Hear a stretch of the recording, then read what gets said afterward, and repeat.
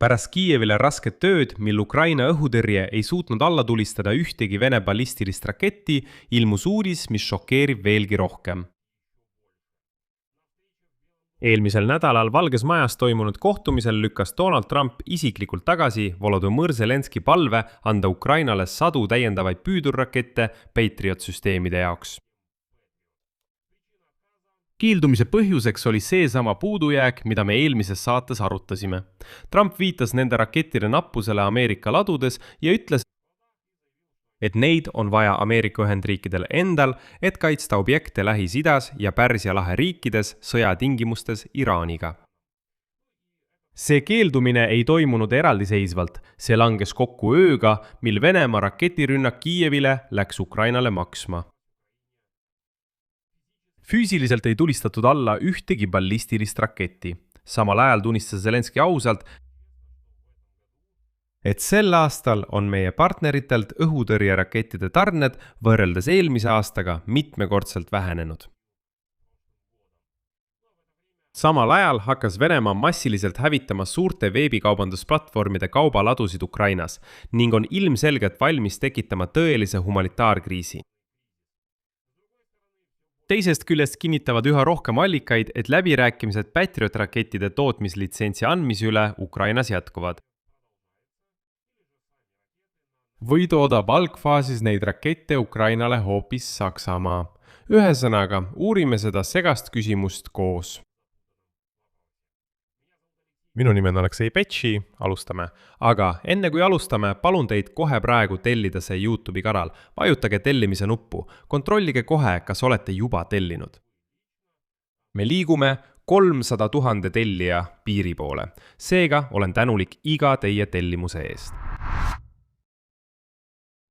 Täna šokeeris Financial Times üksikasjadega sellest, kuidas Trump jättis järjekordselt Ukraina maha. 29. juulil oma visiidil Washingtoni pöördus Ukraina president Volodõmõr Zelenski Donald Trumpi poole palvega anda Ukrainale niinimetatud Patrioti püüdurrakettide niinimetatud talvepakett. See tähendab enne külmade saabumist, kui Venemaa rünnakud energiataristu vastu traditsiooniliselt tugevnevad. Zelenski palus 300 raketti. 100 raketti iga talvekuu kohta. Muide, täna teatas Ukraina sõjaline ekspert ja sideasjatundja Sergei Flash Beskresnov, et Vene armee suudab toota ja kasutada Ukraina ründamiseks umbes 100 ballistilist raketti kuus. Üldiselt oli Ukraina taotlus põhjendatud. Meil on talveks vaja 300 raketti. Me ei küsi seda arvu niisama. Ja Financial Timesi andmetel jutt käis tõepoolest just 300 lisaraketist, mis on mõeldud vaenlase rakettide tõrjumiseks. Ja Trump vastas sellele keeldumisega, põhjendades seda puudujäägiga, mis tekkis sõjalise kampaania tõttu Iraani vastu. Ameerika varusid, ütleb ta, on vaja oma objektide ja liitlaste kaitsmiseks Pärsia lahes. Samas, nagu täpsustab Reuters viitega 4 aruteludega kursis olevale allikale, dialoogi rakettide, Patriot-rakettide tootmise litsentsi üleandmise kohta Ukrainas ei ole lõpetatud. Läbirääkimised jätkuvad, kuid just valmis rakettide füüsiline üleandmine siin ja praegu on välistatud. Ja siin tuli välja oluline detail. Selgus, et Ukraina taotles Patriot-rakettide tootmise litsentsi juba Joe Bideni administratsiooni ajal. See tähendab, see ei ole mingi uus spontaanselt tekkinud idee. Ei.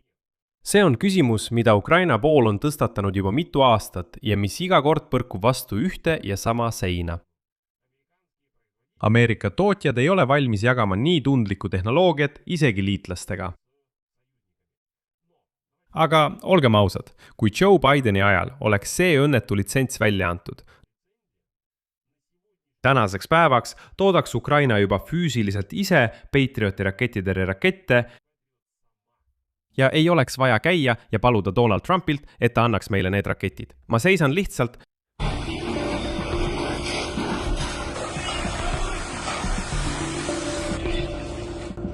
nii palav.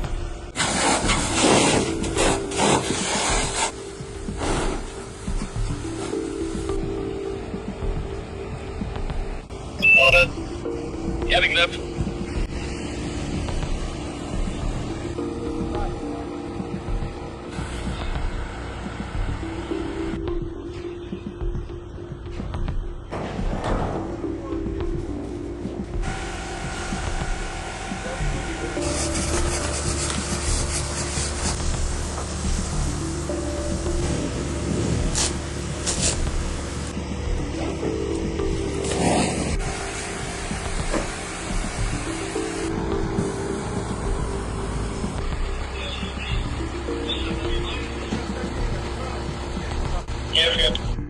tiitrit tegi Timo Torčok.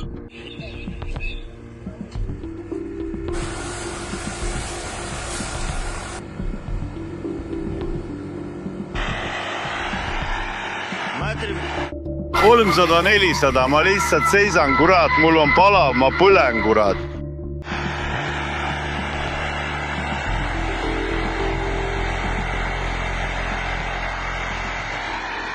Kuid samal ajal ööl vastu 5. augustit andsid Vene sõjaväelased 3. korda nädala jooksul massiivse löögi Kiievile ja Kiievi oblastile. Rünnaku tagajärjel hukkus Kiievis 1 inimene, veel 24 said vigastada. Obolonski rajoonis tabas löök elumaja kõrghoonet, milles puhkes tulekahju, põlesid laod, büroohoone ja mitteelamud. Pealinna Desnjanski rajoonis süttis ladu ja raketikillud kukkusid elumaja lähedale. Kolosevski rajoonis sai osaliselt kannatada eramaja ning mitteelamusse tabamuse tõttu toimus ammoniaagileke. Kahjuks jäid inimesed rusude alla. Kiievi oblastis hukkus rünnakute tagajärjel 14 inimest. 27 sai vigastada. Rünnaku alla sattusid Brovari linn ja mitu küla, kus logistikakeskuste ja laokomplekside territooriumil puhkesid suured tulekahjud, tootmisettevõtetes, kaubandus- ja teistes objektides. Samuti süttisid logistikakompleksid Butša rajoonis ja ettevõtted Kalinivka külas. Enne seda, tuletan meelde, andis Venemaa ööl vastu 1. augustit massiivse ballistiliste rakettide rünnaku Kiievi ja Kiievi oblasti pihta. Siis hukkus 9 inimest. Üle 30 sai vigastada. Kahjustada sai 13 elumaja, mitmekorruselist hoonet, 4 eramaja, haldus- ja mitteelamud, kinostuudio, 1 pood ja autod. Veidi varem, 30. juulil hukkus Venemaa raketirünnaku tagajärjel Kiievis 1 inimene. Veel 2 said vigastada. Kiievi oblastis sai vigastada 5 inimest. Samuti rünnati samal päeval Lvivi ja Radušne asulad Dnipropetrovski oblastis. Viimases hukkus 5 inimest. See oli 1 perekond, kaasa arvatud lapsed. Nagu te aru saate, on siin näha, nii kummalised kui see ka ei kõlaks, õhutõrjerakettide puudujäägi matemaatika. Näiteks ööl vastu 1. augustit turistas Ukraina õhutõrjesüsteem alla 90% välja lastud droonidest, aga ballistikaga oli täielik läbikukkumine. Ja ööl vastu 1. augustit. Ja kahjuks ei tulistanud Ukraina õhutõrje ei ööl vastu 1. augustit ega ööl vastu 5. augustit alla ühtegi ballistilist raketti. Mitte ühtegi. Ja siin ma lihtsalt tuletan meelde Donald Trumpi mõtlematust, kes pani Ukraina sellisesse olukorda. Probleemi ulatuse võrdluseks esimestel päevadel konflikti teravnemise ajal Iraaniga märtsi alguses USA ja nende partnerid kulutasid sadu Taadi raketitõrje rakette ja ametlikult üle 800 Patrioti raketi. Kuigi USA toodab aastas veidi üle 600 PAC-3 raketti. Sama perioodi jooksul andsid USA Ukrainale umbes 90 maha kantud Iisraeli PAC-2 raketti, mis tähendab, et need on vananenud raketid. Samal ajal selgitas sõjaline nõunik Sergei Beskresnov, tuntud kutsungiga Flash, kui palju ballistilisi rakette suudab Venemaa füüsiliselt Ukrainale igakuiselt välja lasta. Näidates probleemi ulatust mitte ainult üksikute löödel, vaid kogu sõja dünaamikas. Ja tema hinnang kinnitab, et praegused rünnakud sobituvad stabiilselt kasvavasse ballistiliste rakettide kasutamise trendi. See tähendab, et venelased on aru saanud, et tuleb kasutada just ballistilisi rakette, sest Ukraina ei suuda nende eest kahjuks kaitsta. Fleshi sõnul võib Venemaa tulistada Ukraina pihta umbes 100 ballistilist raketti kuus. Kannatada saavad seejuures mitte ainult elamurajoonid, täna öösel sattusid löögi alla ka suured tsiviilobjektid, epitsentri, Nova Pošta ja Rosetka laod. Jaemüüjatel on hävitatud laod ja tootmisvõimsused ning nagu näeme, on Venemaa hakanud sihikule võtma just laod ja logistika. Ja nagu Flash ütleb, tsitaat: praegu venelastele pole vahet, mida rünnata. Nad löövad toidu ja ehitusmaterjalide ladude pihta, jaemüügipoodidele, tootmisobjektidele. Ja kahjuks sellised rünnakud jätkuvad. Seetõttu, sõbrad, ma arvan, et on juba ilmne, et kõik logistilised kanalid Ukrainas tuleb ümber korraldada. See tähendab, et suuri ladusid ei tohiks olla. Maksimaalne hajutatus. See on juba ellujäämise küsimus. Tundub, et andke Ukrainale litsents rakettide tootmiseks ja ta toodab endale ise need Patrioti püüduraketid. Aga siin on mõned nüansid. Täna avaldasid meediaväljaanded üksikasju arutelust PAK-3 rakettide tootmise käivitamise kohta otse Ukraina territooriumil. See tähendab, et samal ajal, kui valmis rakettidest keeldutakse, jätkub arutelu selle üle, et Ukraina saaks neid aja jooksul ise toota. Reuters andmetel hõlmavad täna kaalutavad variandid Patriot rakettide üksikute komponentide tootmist Ukrainas, millele järgneb valmis raketi kokkupanek juba Saksamaal. Teine variant on Ukraina liitumine olemasoleva Ameerika ja Euroopa Patriot raketitõrje rakettide tootmisprogrammiga või võimaluse andmine Kiievile toota odavamat PAK-3 raketiversiooni.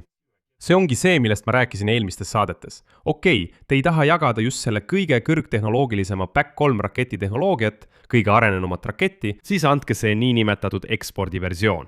See tähendab, et see on veidi odavam, veidi lihtsam, kuid saab siiski ballistikaga hakkama. Ja nüüd ütles ka Trumpi administratsiooni esindaja, et USA uurib mitmeid võimalikke tulevase koostöö suundi kaitsetööstuse vallas Ukrainaga. Märgiti, et iga kokkulepe peab arvestama Ameerika tehnoloogiate kaitset. Allikate andmetel peetakse kõige realistlikumaks variandiks siiski seda, et Ukrainas toodetakse ainult komponente ja nende lõplik kokkupanek raketiks toimub juba Saksamaal.